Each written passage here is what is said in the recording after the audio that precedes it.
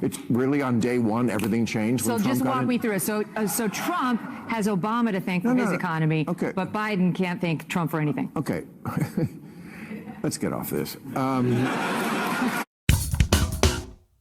After months of attacks of calling Donald Trump a fascist, Hitler, a danger to democracy, the left still doesn't understand why your average, everyday American supports him. And that, of course, is he speaks to the people. He speaks to things that we actually care about. Lower taxes, better economy, safety in our country, right? Those are the points that Americans really care about. And what's Kamala Harris talking about? Price gouging, pathways to citizenship, free money for everybody, right? Nothing that will actually affect your average, everyday worker in this country. And that, of course, is why Donald Trump is surging. But people like Bill Maher, they're still stuck in the old way of thinking. January 6th still looms large above everyone's heads when people are actually facing real problems in their everyday lives right now. And this, of course, has to be explained to him by Megyn Kelly in this epic interview. But before we get the clips, please like and comment and subscribe so we can break through the algorithms. Here we go. That, with like the things he's been saying, and all the people in his administration who said he's a fascist, he wants to be a fascist, he talks like a fascist, his friends are all dictators.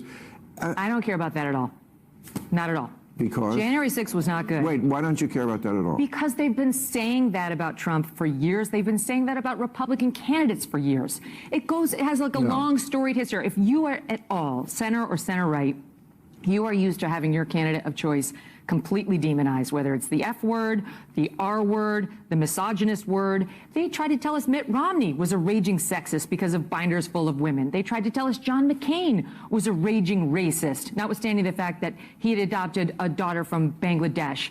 They've been doing this for every Republican. They get to Trump, and we no longer are listening to them. Trump has incendiary rhetoric, there's no question, but we have 4 years to judge him by, and the country was going pretty well when Trump was in there, unlike the 4 years we've had under these two. Well, I mean, I could argue with that too. Actually, if Trump had this economy, and I could go through all the stats, the stock market is through the roof, wages are up. Not as high as it was under Trump. Well, first of all, Trump inherited somebody else's economy. That's what Barack Obama would like us to do. Well, it's true. Okay. It's really on day one, everything changed. So just walk me through it. So Trump has Obama to thank for his economy, but Biden can't thank Trump for anything. Okay. Let's get off this. So what people on the left like Bill Maher don't understand is we've been hearing these same attacks against all of our candidates for the last 30 years, okay? George Bush, yeah, he was a Nazi, racist, sexist, homophobe. Mitt Romney, Nazi, racist, sexist, homophobe. John McCain, Nazi, racist, sexist, homophobe, right? It's the same line of attack every single time. And that is what made Donald Trump so refreshing for so many Republicans, because he would actually fight back. He wouldn't just wilt down and say, no, I swear I'm not one of those things. He would come out and say, you're fake news. This is all made up. This is garbage. You're an imposter. That's what Donald Trump would do. He would stand up for himself and not be just a simple controlled opposition the left is so used to. And that's what they hate most about him. They can't control him. They can't just say, hey, come to our parties. That's good enough. Sit in the corner. Be a nice boy. All right. No, Donald Trump doesn't care about any of that. All he really cares about is trying to help the American people and keep this country safe, as he demonstrated in his first term. You want to know why I'm going to vote for him, notwithstanding what you said. And I'll give you a couple good reasons off the top of my head. Number one, what's happened with illegal immigration. I'm voting for him because I don't want any more Laken Rileys. I don't want any more Jocelyn Nungaros, the 12-year-old girl who was killed in Houston by 2 Venezuelan illegal immigrants who took her to a bridge and murdered her and threw her over the bridge. And Americans have ever done that? That's not the point. We have to take the Americans. I know, but we don't have to take it from Venezuelan illegals. Okay, I agree with you. I agree we took in too many immigrants. But the idea that you take in immigrants, I would assume you concede we should do that to a degree. We should take in people from other countries. We take in like 1 million legal every year. Legal is one thing. Anytime you take in 1 million people, some of them are going to commit crimes, Bill, like of any group. Do you have any idea how many illegals we let in under Biden-Harris? Okay, so that's your issue? That's one of them. 10.4 million at least. That's what Customs and Border Patrol says. It's probably more. So that doesn't count the gotaways. 10.4. You know how many it was under Trump? 2.3. But that's more important than democracy and like... That is democracy. What is America if we let in another 20 million illegals who come into your community, who overrun your town, who endanger you, who take up social service money so that your community center closes, so that you can't pay for basic services for your townspeople. We're talking about size of things, like Arnold Palmer.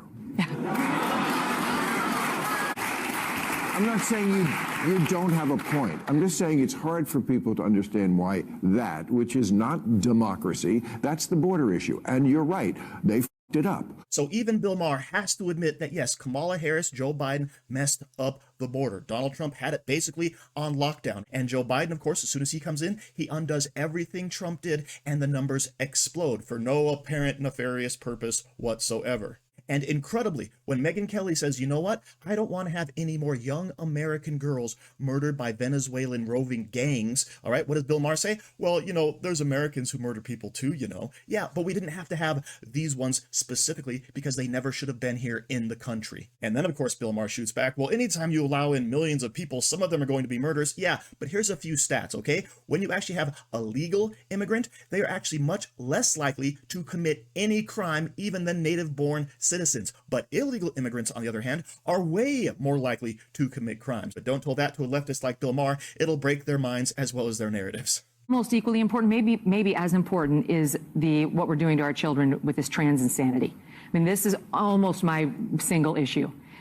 We are chopping off the healthy body parts of young children without 100%. We are doing that. Well, we are definitely doing that. Without any inquisition. That's what it is. So into I don't know what's what happening. the oohing is about. I don't either. Pay attention, because I'm about to give you a truth bomb. Kids who are suffering from bullying, or who have been sexually assaulted, or who are going through normal puberty and feel uncomfortable in their bodies, will say to their parents, I'm not sure, maybe I'm gender confused. They will send them into a psychiatrist or psychologist who are told by our organizations, the American Psychiatry Association, and all the others that run their licensing, you must affirm. Affirm is the only standard. And so the child gets told, you're right, you are secretly a boy, or vice versa. And the child gets put on puberty blockers, into cross-sex hormones, which sterilize a child and deprive the child of any chance of sexual pleasure for the rest of his or her life. We're talking about 9, 10, 11-year-olds who cannot give informed consent. Then they have body parts chopped off by a medical establishment and by parents who mean well but believe in these doctors, and they shouldn't. And when they inevitably get past the awkwardness of puberty or what have you, and they want to turn around and detransition, those who love bomb them on Reddit saying, come on in, the water's fine, abandon them. They are depressed. They have changed their bodies forever in a way that is irreversible. And we are all sitting back saying, it's a remote issue, as Kamala Harris said. It's not remote. It's the issue of our time, both with respect to children and women's rights. This is a topic that Bill Maher actually has some common sense on. The transitioning of children is something the rest of the world is actually abandoning and outlawing. But here in America, for whatever reason, the left has taken total control of all of our medical associations, saying, hey, the only proper thing to do is to affirm those children that might be going through a tough patch in their lives, right? And that, of course, has huge ramifications down the road for all these kids who could never have made this decision on their own without their parents' consent in the first place. And Bill Maher actually recognizes the insanity of this. And what you heard there in the audience at first was them saying, boo, no way, and being mad at Megyn Kelly. But Bill Maher actually comes in and shuts that down and says, yeah, we're absolutely doing this, right? This is 100% true, and we don't agree with it. But like on other issues, Bill Maher is kind of like a broken clock here. So thank you for watching. Don't forget to like, share, comment, subscribe, and stay safe out there, people, because they're coming after you.